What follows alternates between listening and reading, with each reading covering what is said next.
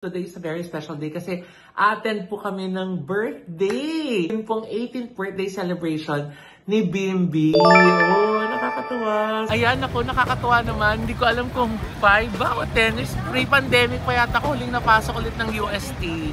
Ang sarap. Ang daming keso. Hindi tinipid. Ito bedroom number 2. Laki-laki. Laki-laki yung banyo. Parang isang buong kwarto pa. Nakakaloka. Yay! Thank you for the gift, Mama Loy. Happy I have to say, you look stunning. Really? Stunning talaga, Mama I love Loy. you. Birthday to you.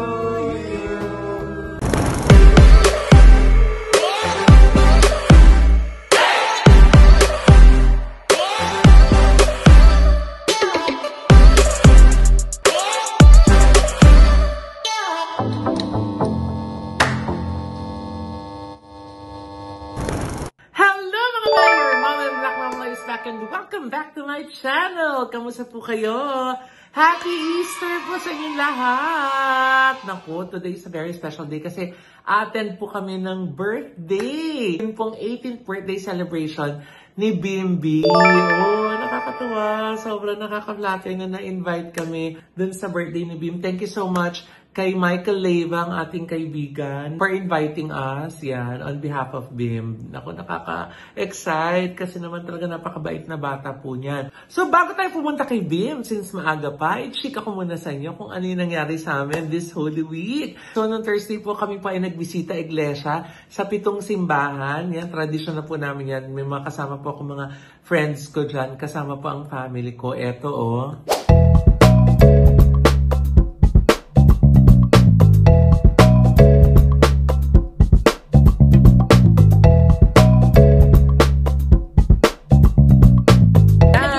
Kasama namin sila Mami, sila Tita, si Jean. So ito yung una namin simbahan, yung Immaculate Church, Immaculate Conception. Cathedral na siya ngayon. Dito kinasal ulit sila Mami at si Daddy ng golden anniversary nila. Tsaka dito po kami lumaki sa simbahan na to. For 21 years, bago kami lumipat ng Tandang Sora, dito kami sa Cubao. So laging ito yung first church namin tuwing bisita iglesia. Ayan, Immaculate Conception.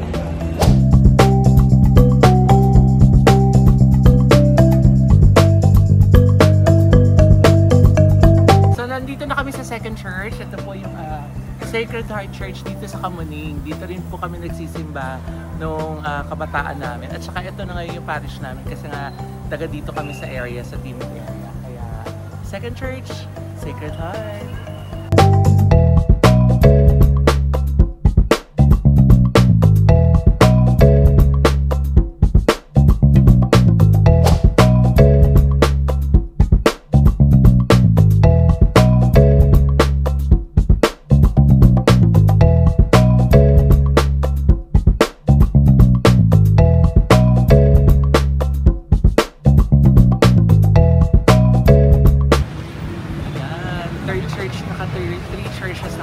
Santo Domingo Church. Yan, dahil nga sa UST po tayo nag-aral, sa Dominican School. So, madalas din po kami nagsisimba dito sa Santo Domingo Church. Saka pag October, laging may procession. Lagi kami nandito sa La Naval. Yan, kaya memorable din sa amin tong Santo Domingo Church. Dahil nga nabanggit ko na yung UST, doon naman tayo pumunta. Yun ang 4th church namin. Punta tayo sa aming alma mater, University of Santo Tomas. Let's go!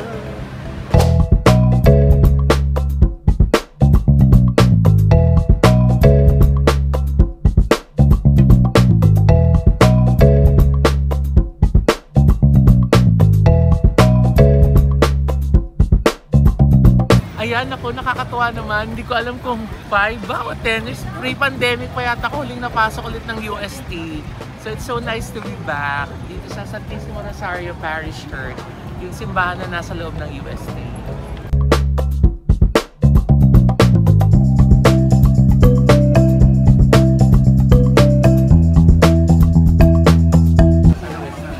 Cheese, dulce, ube, matcha. Hi po! Hello po! Magandang gabi! Mga batang Quiapo, ha? That you know us? Do you know us? What? Kay Garden, ma'am. Ay, oh! Oo nga, my God! Ang sarap. Ang daming keso. Hindi tinipid. Parang Japanese pancake. So papunta na dapat kami ng Quiapo kaso po ang daming saradong daan. Naipit na kami sa traffic. It's now 10:54. So 1 hour na lang po. 3 churches pa yung kulang namin. So umikot na kami. Nagpunta kami dito sa San Juan sa St. Teresa of the Child Jesus. So ito na yung church number 5. Let's go!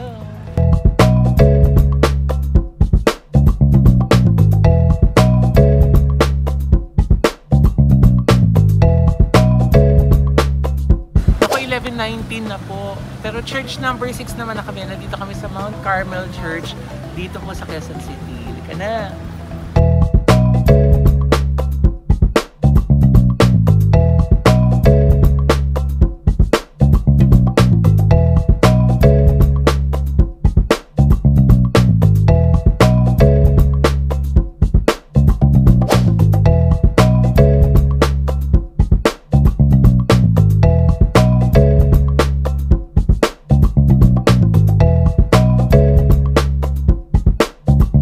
Nakaka-amaze talaga dahil yung mga Blessed Sacraments po, iba-iba yung ayos niya every year, syempre. Tapos usually every year, naiiba-iba yung mga simbahan namin. Merong mga hindi pwedeng mawala, pero most of the time, we try to visit other churches. So, dahil nga po ang mami ko, at saka ang tita Remy ko, ayaw po nila lumalabas kapag Good Friday. Nagigilty sila kasi nga daw patay si Jesus tapos magsasaya. So, ang naging workaround ko doon, yes, instead na lumabas kami, mag-staycation na lang kami. And this year, dito po kami nag-stay.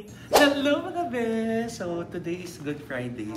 So, pag-desisyon namin, mag-staycation na lang. So, dito lang kami sa Manila, pero nag-check-in kami dito sa hotel. So, ayan, room 1911. Ito daw yung biggest room dito sa Crown Plaza Hotel. Yan! Ay, ang taray, oh. Ang laki! Wow! So ito bathroom, may powder room dito.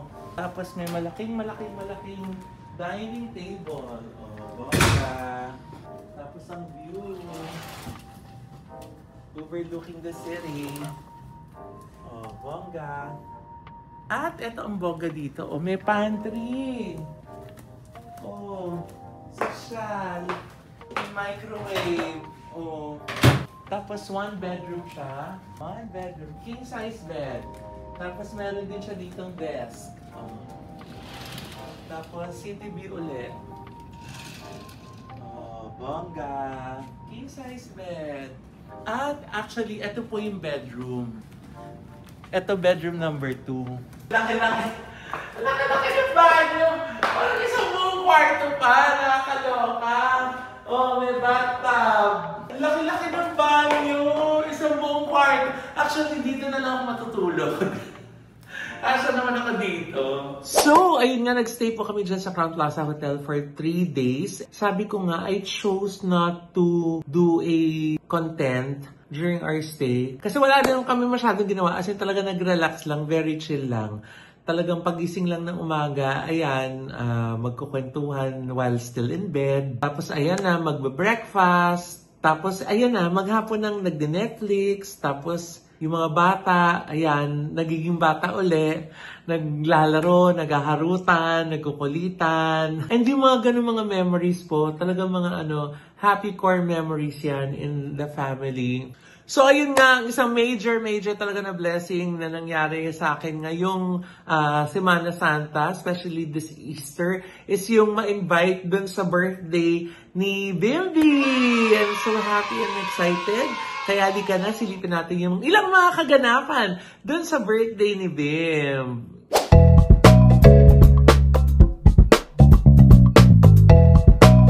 Kailangan makunan yung magandang Miles Ocampo eh. Ay, wala. Oh, uy!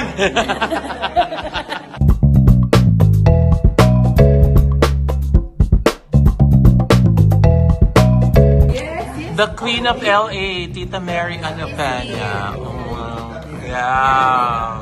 Thank you for the gift, Mama Lloyd. I have to say, you look stunning. Really? Stunning talaga, I Mama love Lloyd. you. So beautiful talaga. Thank you so much. Generous talaga. Thank you. I have something to say for mommy. Sige.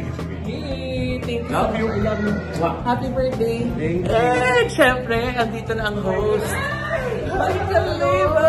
Thank you for having us. My dad.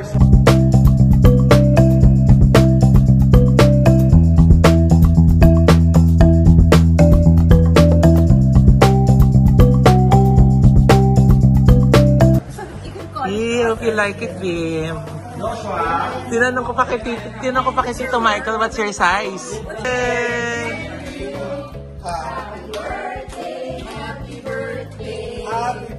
Happy birthday to you. Yay!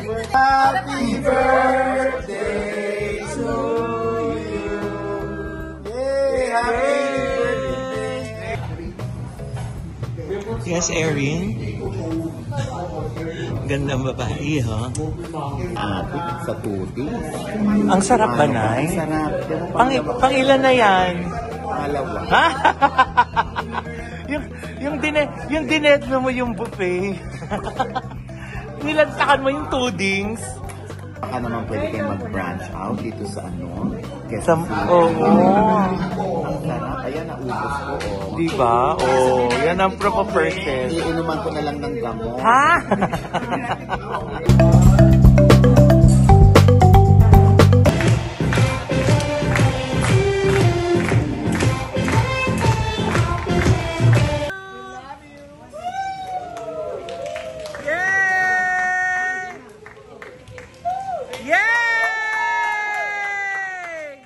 Thank you talaga for making my life so special. And wala, speechless nga eh. Speechless sa speech. Thank you, Tito Michael. Thank you, Tita Ann, for setting this up. Thank you, everyone talaga. Thank you for everyone who came. Oo nga, I might cry na eh. Okay na po. Just thank you talaga for making my life so happy. Thank you pa talaga. Ha? Siyempre, happy. Nako, tugs. Joke lang. Papagalitan ako ni Mama, nako. Promise you, Mama, I won't do that stuff. Promise. Yay! Thank you so much.